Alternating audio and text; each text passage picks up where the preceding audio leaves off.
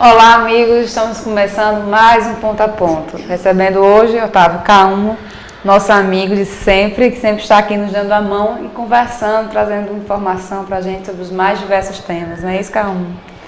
É um prazer, Gênesis, estar aqui de volta, porque a gente aqui fala de doutrina espírita, que é sempre muito bom, fala da vida, fala das experiências, trocamos e tal. É sempre muito agradável dividir com o ouvinte os assuntos da doutrina espírita, né? Que, como nós vimos na entrevista recém-terminada, é uma doutrina fantástica que nos dá todas as lições que nós precisamos para entender o que estamos fazendo aqui, né? Com certeza. E hoje a gente vai falar sobre Jesus e os essênios, né? E para que a gente comece essa conversa, eu queria que você nos dissesse quem eram os essênios, para que o público de casa comece a se situar aí na nossa temática. Quando Jesus veio à Terra, havia uma convulsão muito grande, tanto que nessa vez ele não mandou seus emissários, ele veio pessoalmente. E lá na Palestina fervilhavam aqueles problemas políticos, religiosos, que foi sempre muito misturado. Então havia uma proliferação de seitas muito grandes, publicanos, fariseus, zelotes, sicários, enfim, saduceus. E uma dessas comunidades era formada pelos essênios. Eram criaturas que tiveram origem nos terapeutas, os profetas brancos de Alexandria do Egito, e que se localizaram na Palestina, alguns em casas familiares, como pessoas comuns, outros em mosteiros, de preferência nos mosteiros, só os homens não casados, para dar assistência aos idosos, enfim, atender todas as pessoas que precisassem, como se fossem parentes, como se fossem filhos. Eles eram muito caridosos, faziam curas e ficaram sempre distante das festas de Jerusalém, para poder fazer um trabalho de preparação também para a vinda do Messias, que ele já sabia que um dia viria ao mundo, né? Dizem que Jesus foi amigo deles, e Jesus nunca falou muito deles, porque quando você fala bem do seu amigo, o seu inimigo fica com raiva de você e do seu amigo, né? Então, para que eles não sofressem as represálias dos judeus, Jesus nunca mencionou muito sobre os essênios, né?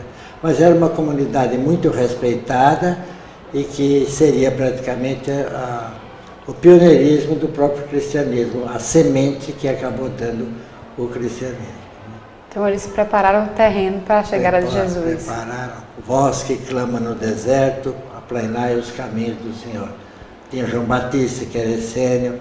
Dizem que Maria e José eram essênios, pais de Jesus. Isso são especulações da história.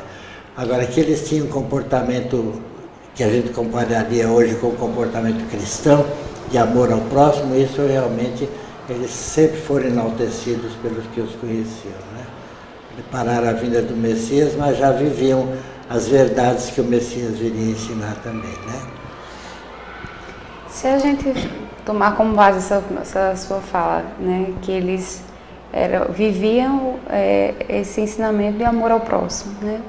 Então, se a gente tentar ser como os essênios e exercer de fato o amor ao próximo, a pergunta que eu faço não é complicado a gente amar o próximo, como muitas vezes a gente nem conseguiu ter o amor próprio, né? A gente nem se ama o suficiente, quem dirá amar o próximo?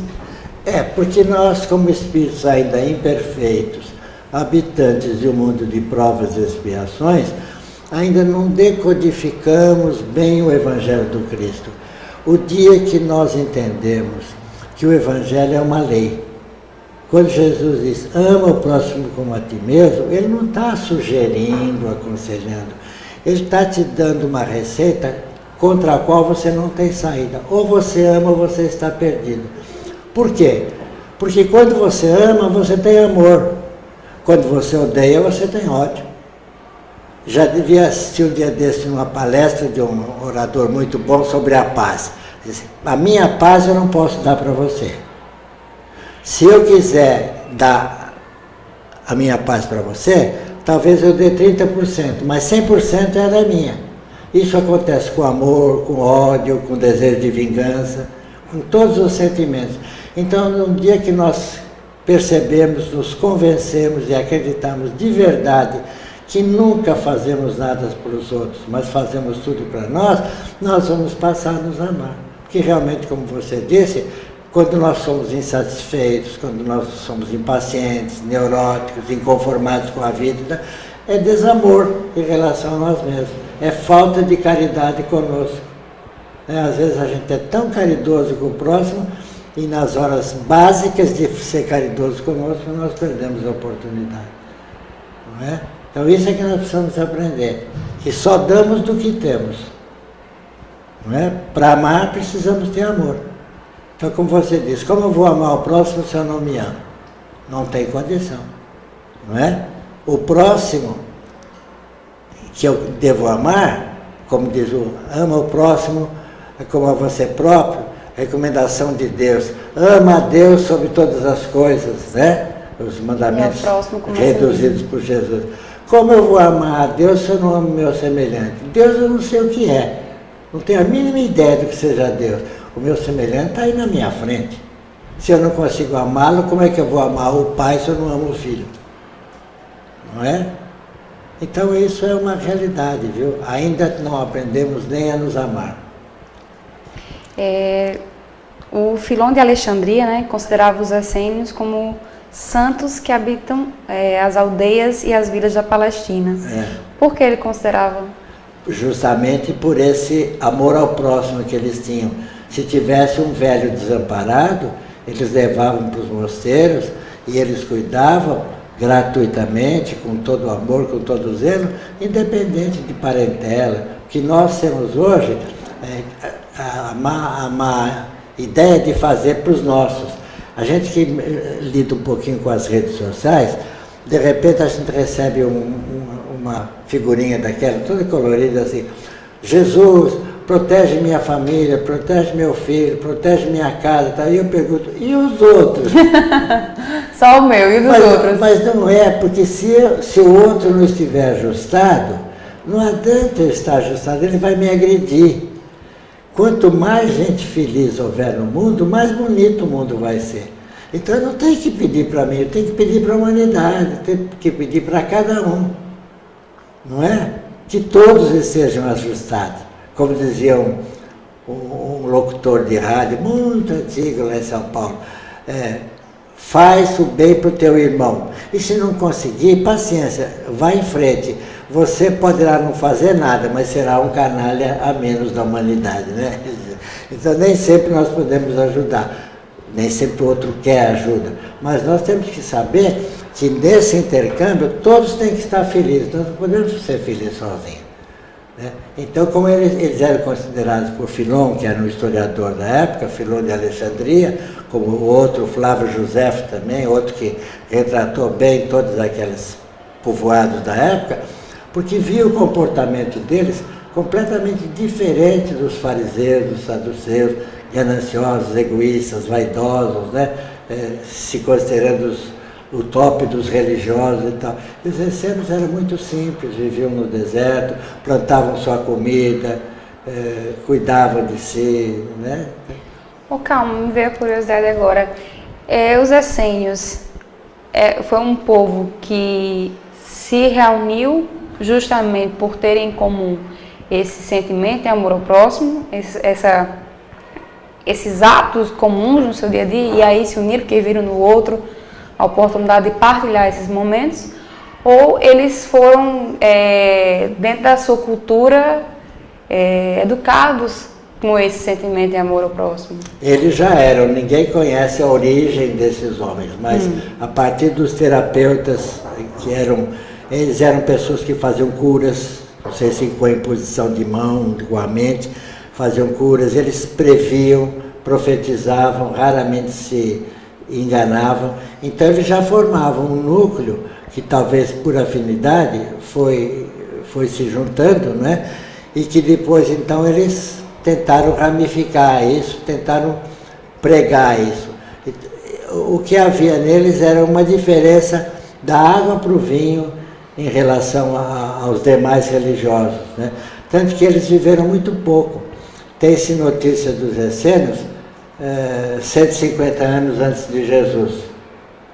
E eles desapareceram não depois do ano 70 depois de Jesus, quando houve o episódio de Massada, lá da fortaleza, eles desapareceram. Né? Foi quando dissolveu-se o Estado de Israel, inclusive. Né? Mas a comunidade nunca cresceu porque eles não casavam. Né? Eles só usavam o intercâmbio com os confrades, como nós, os espíritas, né? Se eu for à sua casa, você me hospeda, você me alimenta, né? Então eles viviam nos mosteiros só homens, os monges, né? Mas quando eles viajavam para fazer algum intercâmbio, alguma pregação, alguma coisa, eles se hospedavam na casa de essênios que viviam sua vida como nós, os espíritos, vivemos. Muita gente nem sabe que nós somos espíritos, nós estamos na nossa casa. Ali você deixava a sua roupa suja, pegava uma roupa limpa, ali você se alimentava e seguia. Eram os auxiliares da casa do caminho. Né? Mas o maior volume era dos núcleos monásticos, que viviam nos mosteiros. Eles estudavam muito a religião, as escrituras, o Torá, né, o judaico. Eles tinham tecnologias, naquele mosteiro do Qumran, próximo ao Mar Morto, um lugar extremamente estéril, extremamente quente, 45, 50 graus, ele tinha as suas piscinas, onde não havia água para ninguém, eles tinham as piscinas. Eles conheciam um processo de argila que besuntava todas as paredes para impermeabilizar, então a água não se perdia, não infiltrava. Não é? Então já eram pessoas de um avanço muito grande. Eles, quando se purificavam, defecavam, eles tinham uma machadinha, cada um que trazia no cinto, porque eles iam nos ambientes, na rua onde eles estavam. Eles tinham uma machadinha que depois eles faziam um buraco, enterravam as suas fezes, etc. Nunca deixaram sujeira pelo caminho. Quer dizer, viviam com a precariedade da época, mas já assim com respeito ao próximo, com respeito ao ambiente. Né? Então já era um avanço, né? Será que é por isso que era considerado que eles tinham uma aliança com Deus? A aliança com Deus é essa relação de pai e filho que nós temos, né? Que eu digo que nós somos divinos. Eu tenho o DNA de Deus. Eu não fui criado à sua imagem e semelhança, então eu tenho em mim, espiritual, o DNA divino. Então eu também sou Deus. Como diz o próprio Jesus, vós sois deuses, não vos maravilheis das coisas que faço, porque o fareis e ainda mais do que eu faço. Não é? Então, nós estamos hoje como a cobra, com essa casca grossa, que precisa perder para poder crescer, né? A cada um no seu degrau, cada um no seu patamar, mas nós somos divinos, não tem nenhuma dúvida. Eternos como Deus e divinos como Deus. E os essênios conheciam muito bem essa aliança, esse relacionamento de fé entre pai e filho. Né? A aliança que ele tinha era a aliança como expressão de amor. Amor sobre todas as coisas. Né? Que o amor não é, como eu disse de início, uma sugestão, é um recurso. Você tem que amar, não há possibilidade de você viver sem amar. Ame tudo. Emmanuel tem uma frase extraordinária, que ele diz assim, quando você estiver sofrendo com algum problema muito grande, ame, mas ame tudo e todos intensa e incondicionalmente. E se você não for correspondido nesse amor, não se preocupe, o amor basta por si mesmo. Então o amor basta por si mesmo. Se eu amo, eu tenho tudo. Só que o orgulho ainda nos impede de entender isso. Né? Parece que a gente está se rebaixando, se humilhando. Perdoar é uma coisa que nos agride. Né? Eu não perdoo, ele me ofendeu. Então, enquanto nós não entendemos que o perdão limpa aquele que perdoa, porque é nele que a mágoa está guardada, não é no outro, né? Enquanto nós entendemos isso, nós ficamos assim, esses machões empedernidos, não perdoa, não é? Com certeza. E eles eram considerados os cristãos primitivos, né? Considerados os cristãos primitivos. Sim. Não é isso? Certo. Será que é por causa que foi considerado esse povo que foi o precursor ali de Jesus na Terra? Depois que esses historiadores estudaram e conheceram os essênios, eles disseram: mais do que Nazaré, o tinteiro, as ruínas, tá, são o berço do cristianismo. Aí ele diz assim: o cristianismo é simplesmente essênio. Essênio ou cristão é a mesma coisa. Às vezes as pessoas não gostam e querem comprovação. Não há nenhuma comprovação que Jesus viveu entre os essênios. Não precisa comprovação. Que dizia Jesus, que diziam os essênios. Era a mesma coisa. Né? Se Jesus já sabia, se Jesus aprendeu, se Jesus ensinou-os para que eles divulgassem e tal, esses são detalhes que não importam. Mas os princípios de orientação religiosa, de ligação com Deus, do Cristo e dos essênios, é a mesma coisa. Por isso que o Gratz também é outro historiador, Philon, o Wilson do New York Times, o Gratz, todos eles dizem: cristianismo ou essenismo é a mesma coisa. Os essênios, eles são citados nos textos bíblicos, em algumas passagens, que são poucas, né? Não se fala muito. E vocês que têm os historiadores que pesquisam um pouco mais sobre esses povos que faziam parte daquele contexto social de Jesus ali. Mas dentro da doutrina espírita, a gente tem algum relato que fale dos essênios, né, como esse povo que veio a contribuir com Jesus? Só no Evangelho segundo o Espiritismo, onde nas notícias históricas no início, que tem só o que é um saduceu, o que é um piageiro, o que é um publicano, o que é um... né? Tem também essênios. Então fala, seita que vivia na Palestina, e diz assim, muitos especulam que Jesus teria vivido entre eles, o que carece de comprovação. Mas, sem dúvida, Jesus os teria conhecido. Ora, se Jesus era um judeu, e como judeu ele tinha suas necessidades das práticas religiosas, seus compromissos religiosos, fazia parte do judeu a partir do bar mitzvah, que são os 13 anos, né, que o menino faz, como nós católicos fazemos primeira comunhão. A partir da hora que ele faz o bar mitzvah, ele já assume o compromisso de estudar os rolos do Torá. Então, Jesus teria passado por esse mesmo ritual aos seus 13 anos.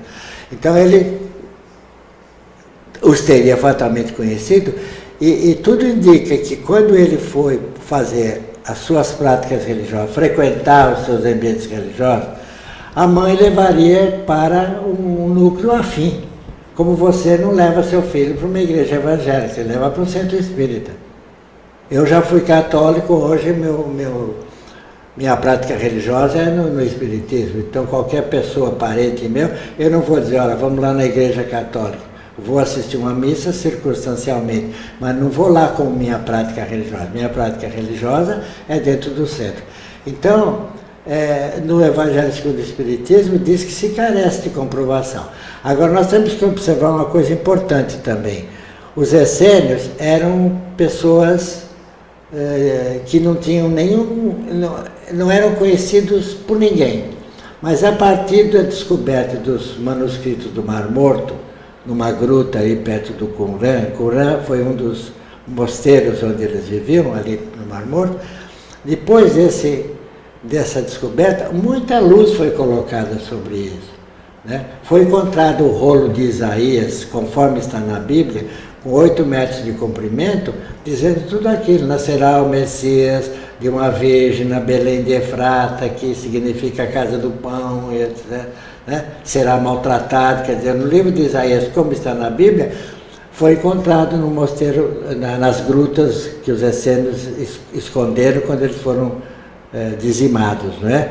Então, está lá no Museu do Livro em Israel. O Museu do Livro é uma curiosidade, é uma obra do Oscar Niemeyer, o nosso grande engenheiro. Né? Então está lá mostrando que a partir de 1940, 40 e pouco, que esses fragmentos foram achados, e de início não foram reconhecidos como um feito histórico muito importante, aqueles beduínos que viajavam por ali, vendiam para turista como fragmento, né? Mas a partir da hora que a igreja percebeu e confiscou todos aqueles documentos, muitas verdades foram conhecidas sobre a vida dos essênios. E continuam ainda traduzindo, porque muitos fragmentos se reduziram a pó, usaram tecnologia de computador para poder refazer e tal. Então hoje nós temos já muita literatura, né? Existe um livro, muitos livros mediúnicos, e um deles chama-se Harpas Eternas, da editora Pensamento, que são 4 volumes, é toda a história da comunidade essênia, né? Mas não é espírita, é um livro histórico, né? Religioso, né? Então, que Jesus conheceu. Tem material para quem quiser conhecer mais, né? Jesus conheceu, se aprendeu, se ensinou. Jesus poderia ter chegado lá para os mais idosos, né, que eram os anciãos. Sempre houve em Israel os anciãos que formavam a cúpula religiosa, né? Como Nicodemos, como Arimateia, que acabou ajudando Jesus depois do sepultamento, né? Então, sem dúvida, ele frequentou algum mosteiro essênio, né? Com a mãe, com o pai, depois sozinho, né? Os essênios, eles falavam do juízo final pelo fogo. O que eles queriam dizer com isso? É que o fogo representa a purificação, né, Jane? Você cauteriza uma ferida, né? Então, como diz a lenda que o mundo terminou em água na primeira vez e depois vai terminar em fogo, nós vemos que tudo é algo a ser interpretado.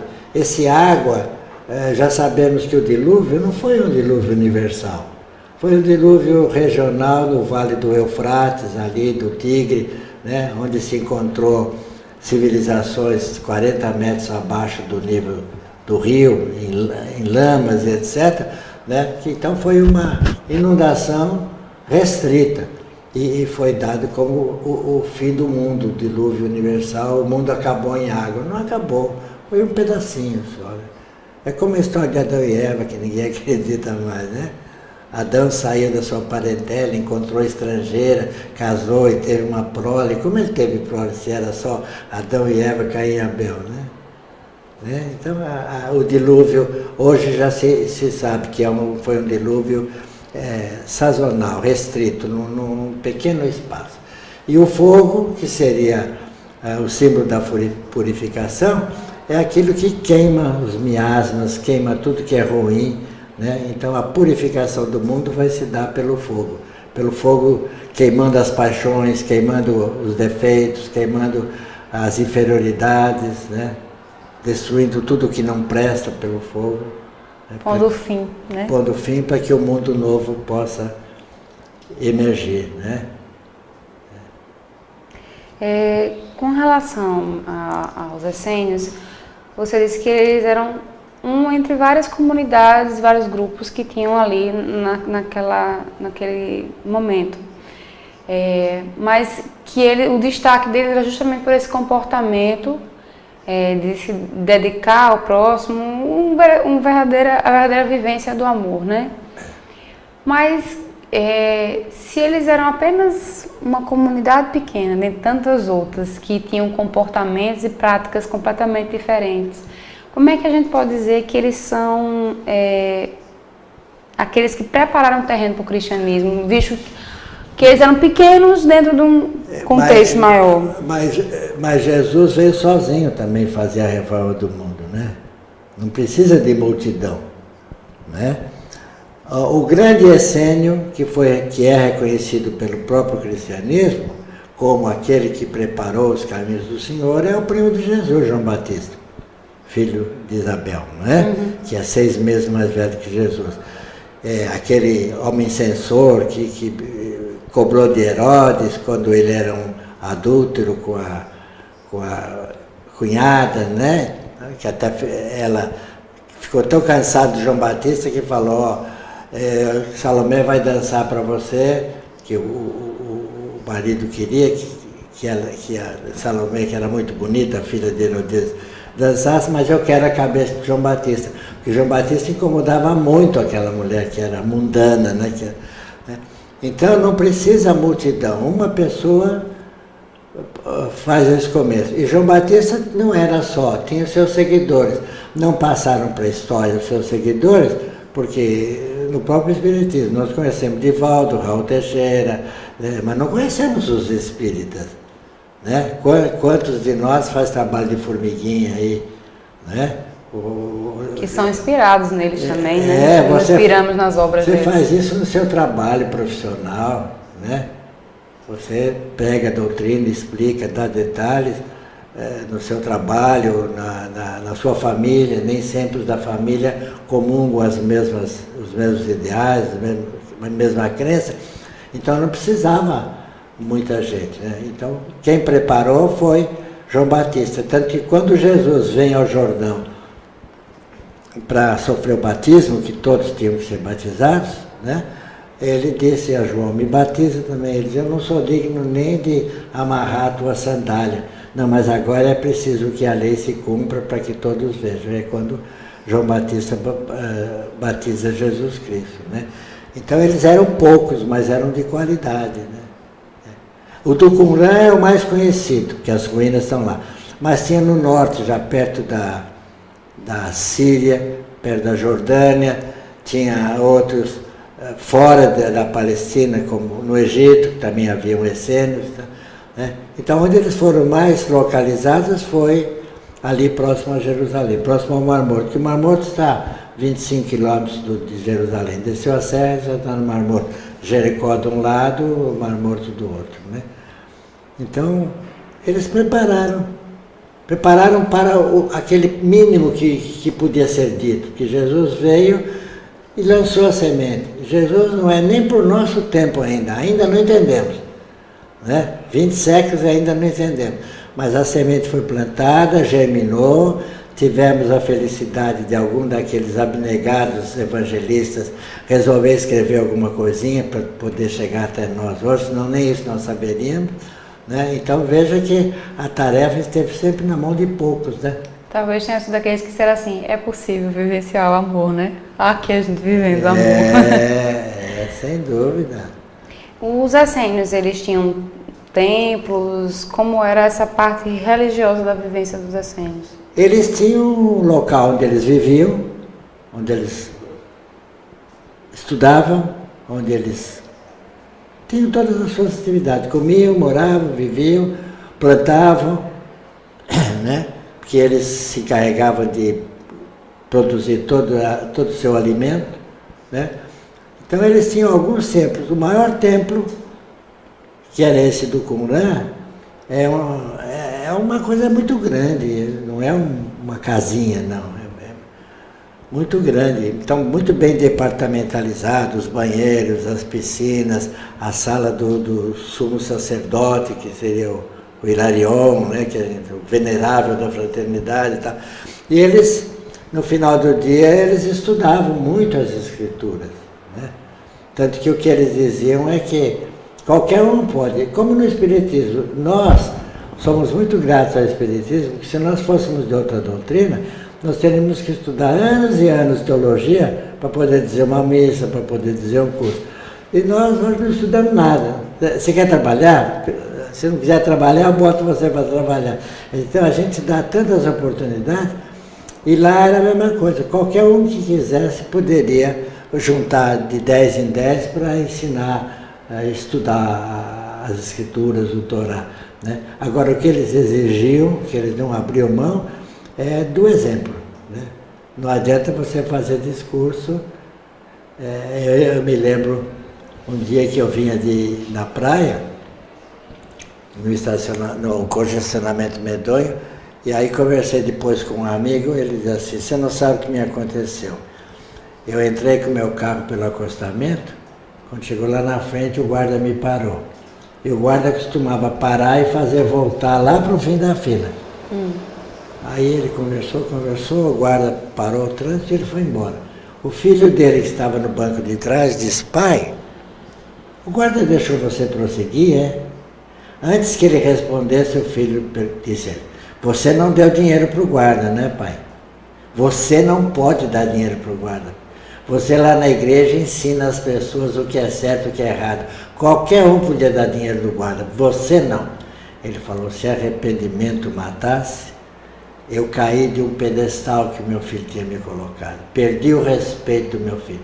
Então, não adianta você fazer discurso, você falar tanta coisa, se você, na hora de mostrar, você não age. Então, para fazer parte dos essênios, tinha que dar o exemplo. Tinha que dar o exemplo. Tinha que viver em você o que você queria que o outro fosse. Né? Era o exemplo, acima de tudo era o exemplo. Com isso aí a gente vê também, como você falou, existia um ambiente organizado, mas não existiam os templos como a gente vê até hoje, né? Templos suntuosos, de muita riqueza, de muito luxo. E também, pelo que eu entendi até agora, a grande religião deles era o amor. Né? O amor incondicional por quem quer que fosse. Sem raça, sem qualquer um que precisasse. Talvez eles estivessem já nos indicando, como precursores do cristianismo, né?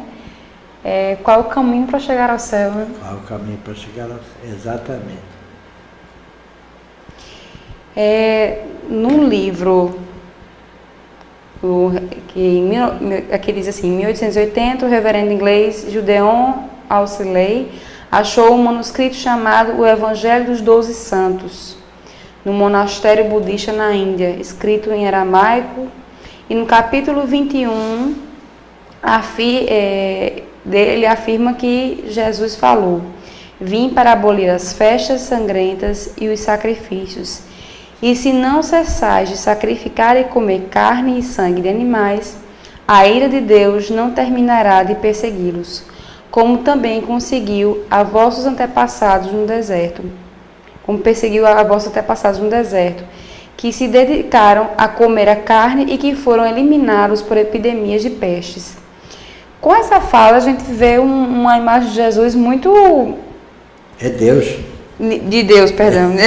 De Deus muito vingativa, né?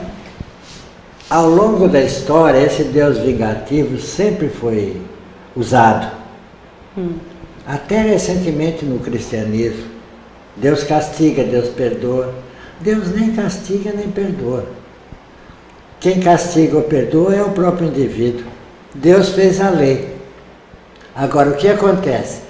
Precisava pôr Deus no meio para aterrorizar as pessoas, causar temor.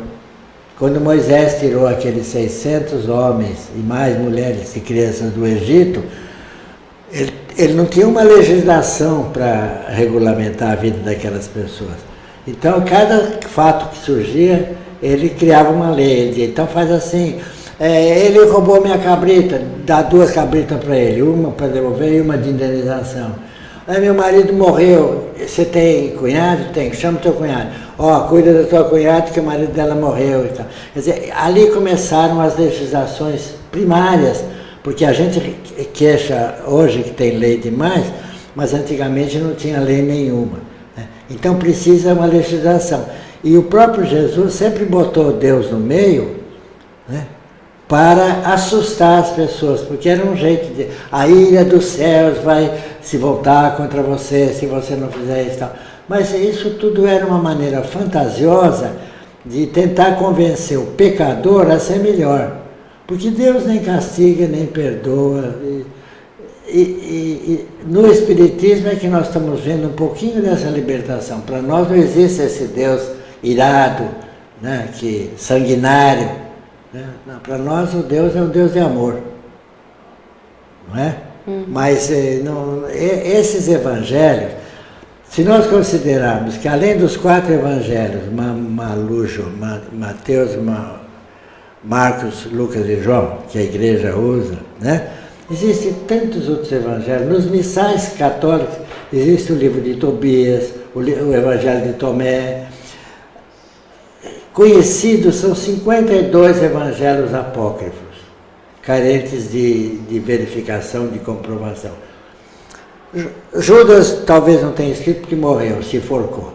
Madalena deve ter escrito, Pedro deve ter escrito, Tiago deve ter escrito, todo mundo deve ter escrito alguma coisa Eu fazia parte da cultura deles, tentar registrar aquele momento, né? O que é o Evangelho? O relato de fatos históricos que eles viveram. E naquele dia nós saímos com Jesus, aí tinha um cachorro morto, todo mundo tapou o nariz porque estava cheirando mal. Aí Jesus nos chamou e diz, olha que dentes lindos tinha esse animal, nos ensinando a ver o lado bonito das coisas, não o lado feio. Não era o podre do cachorro, era a dentição bonita e etc. Né? Então, quanta gente teria registrado isso, algumas coisas até coincidentes, porque se você tirar o Evangelho de João, que é um evangelho místico, não é um evangelho histórico, você vê que Lucas, Mateus e Marcos, os mesmos episódios, não necessariamente na mesma ordem, mas os mesmos episódios estão relatados lá. Tanto que quando a gente vai ler um capítulo do Evangelho segundo o Espiritismo, tem lá o enunciado de Lucas, o enunciado de Marcos, o enunciado de Mateus, muitas vezes para o mesmo episódio tem 3 enunciados, não é? Então, graças a Deus que eles tomaram nota para chegar até nós. Mas muitos outros escreveram que se perderam no tempo, que foram achados, mas não foi interesse divulgar, outros que estão guardados. Então, como esse que é budista, né, muitos outros escritos existem no mundo. E muitos daqueles que foram escritos, a sua interpretação dos fatos. Né? A gente tem que ter muito cuidado e, de fato, buscar estudar com cautela. Bom senso. Né? A fé é mais bom senso do que comprovação. Por isso nós temos a fé raciocinada, que é a fé espírita. Nós não precisamos comprovar, nós precisamos que ela seja lógica. E eu acho que o bom senso está sempre em a gente questionar, né? Que, como você disse, é a fé raciocinada, porque uma vez conversando com o Rossandro, ele disse, bom senso também é uma medida que todo mundo acha que tem, né? Então, até para que você conheça, então você questiona, né?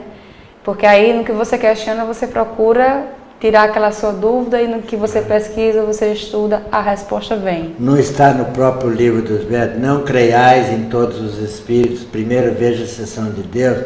Se a gente for qualquer cartomantezinho ou quiromante da esquina e nos diz coisas, a gente fica com minhoca na cabeça, ela falou que vai acontecer isso, vai acontecer. Você começa a morrer sozinho, não precisa ninguém te matar, não é? Já adoece a lição ainda? Já adoece, já. Então isso é muito interessante. Bom senso em tudo. Negar nada. Não entendeu? Não negue. Você pode estar tendo que pedir desculpa daqui a pouco, né? Não negue. Não. Deixa a página dobrada, vai em frente. Quando você tiver condições, volta lá e vê se agora fez sentido. Se não fez sentido, joga no lixo, não interessa, mas que o seu bom senso, a sua lógica te explique se aquilo é certo ou se aquilo é errado. E sem precipitações, né? Sem precipitações. Antes da gente finalizar, eu queria que você explicasse mais um fato com relação à vida dos essênios, que nos registros diz que os essênios, eles tinham os dias sagrados e os dias de descanso, e eles respeitavam rigorosamente esses dias. Então, até mesmo um dia desse, caso acontecesse alguma invasão ali no seu território, eles não resistiriam, não teriam nenhuma resistência por parte deles por respeitar esse dia sagrado e esse dia de descanso. Nesse contexto, essa informação ela não vai de encontro à lei de conservação, que é uma lei de Deus também? Os essênios eram judeus. Como tal, eles seguiam as leis judaicas. No sábado não se trabalhava, não se fazia nada, né? Tanto que Jesus, nas suas palavras, desmascarou o sábado, né? A tua cabrita caiu num poço, você não tira porque hoje é sábado. O teu filho está doente, você não leva no médico porque hoje é sábado. O sábado foi feito para o homem não foi feito para o sábado, né? Jesus aproveitava quando ele era incriminado para se defender e ensinar. Então, o que os essênios faziam não era se deixar matar, se deixar agredir. Se tivesse que se defender, eles se defenderiam. O que aconteceu no episódio final de Massada, quando eles foram massacrados, e eles acabaram se suicidando, nem foram mortos, quando eles viram que a 16ª Legião Romana, do Tito Silva, estava se aproximando, estava derrubando a fortaleza e tal, com umas parafernálias que eles inventaram lá para derrubar os muros, eles perceberam que eles iam sofrer muito na mão dos romanos, porque os romanos queriam dominar toda a Palestina para ficar com os territórios, que logo depois acabou conseguindo. No ano 137, isso que eu estou falando foi no ano 70. 60 anos depois, no ano 137, eles dominaram e Jerusalém acabou. Transformou-se em Aélia Adriana, em homenagem ao imperador Adriano. Então, eles sabiam que se eles fossem presos, eles seriam maltratados, judiados, escravizados. Então, eles fizeram um pacto de autoextermínio. Né? É contra a lei da conservação? É contra a lei da conservação. O suicídio nunca é indicado, mas todo suicida, nós temos que ver em que circunstâncias se deu o suicídio. Não é o suicídio que a minha namorada me abandonou. Muitas vezes a pessoa está com uma doença incurável, com dores lancinantes, e ele acaba se matando por absoluta impossibilidade de continuar vivendo. Ele não aguenta, ultrapassou os seus limites. Então não podemos nem censurar uma pessoa que cometeu suicídio, né? Não tem como julgar, né? Nessas circunstâncias, não tem como julgar. Então, o que nós temos que entender é que os 10 mandamentos são mandamentos espirituais. Quando ele diz, não matarás, não é que você não pode matar porque vai preso. Não matarás porque você já tem uma elevação espiritual que não lhe permite tirar a vida do outro. Você prefere perder a sua. Eu tenho muita dúvida se eu estivesse com um revólver na mão e um assaltante viesse me agredir, se eu conseguiria disparar. Tenho muita dúvida. Então, esse não matarás, não é não pisar grama, né? É um não espiritual. Não porque você não consegue. Todo aquele não, ama, não cobiça a mulher do próximo, não as coisas alheias, né? Honra teu pai e tua mãe, tudo. São mandamentos espirituais e não físicos, não é um procedimento social.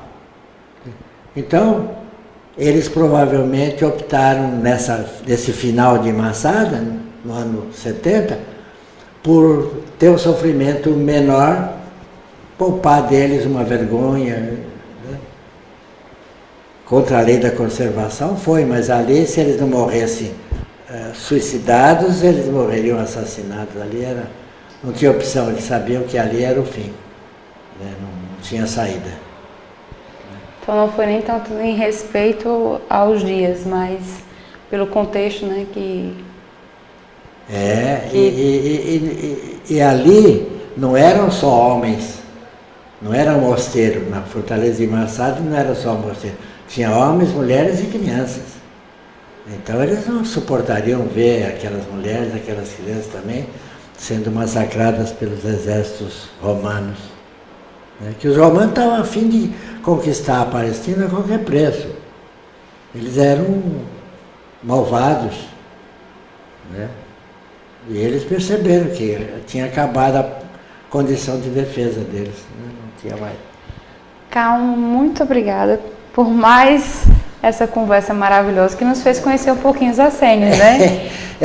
Os essênios são espiritualmente uma comunidade de mais ou menos 500 espíritos atualmente, que vivem a fraternidade dos essênios da espiritualidade. As fraternidades são agrupadas de acordo com as tarefas que tem. Bezerra de Menezes com a fraternidade dos humildes, né, cada um. E os essênios, então, é um grupo de 500 espíritos que estão para estimular a divulgação do Evangelho, a fim de que nós depois possamos dar testemunho desse Evangelho. Então os essênios estão hoje preocupados em arrecadar roupa, dar sopa. Não. Por isso que a condição básica do nosso centro é o estudo da doutrina espírita. O resto é um acessório. Pedimos para que alguém traga alguma coisa para a pessoa aprender a abrir a mão. Mas se a pessoa não quiser, não puder, nenhum problema. Alguém precisa de uma cadeira de roda, olha, quem tiver a cadeira de roda, traga. No dia seguinte tem lá uma cadeira de roda. Mas não é esse o nosso objetivo. O nosso objetivo é divulgar o Evangelho e estudar a doutrina dos Espíritos, como seguidores dos essênios. Muito obrigada por mais essa participação. Eu que agradeço Não sei muito também dos essênios, né? Sei um pouco, mas há muitos livros históricos. A Grande Espera é uma delas, livros mediúnicos, livros escritos, não psicografados. Há de chegar. Agradeço pela oportunidade de estar aqui novamente, fico à disposição, porque é muito agradável fazer esse trabalho. E eu agradeço a vocês por nos acompanharem em mais um Ponto a Ponto, e a gente se encontra no sábado às 16 horas, horário local, para mais um bate-papo. Até lá!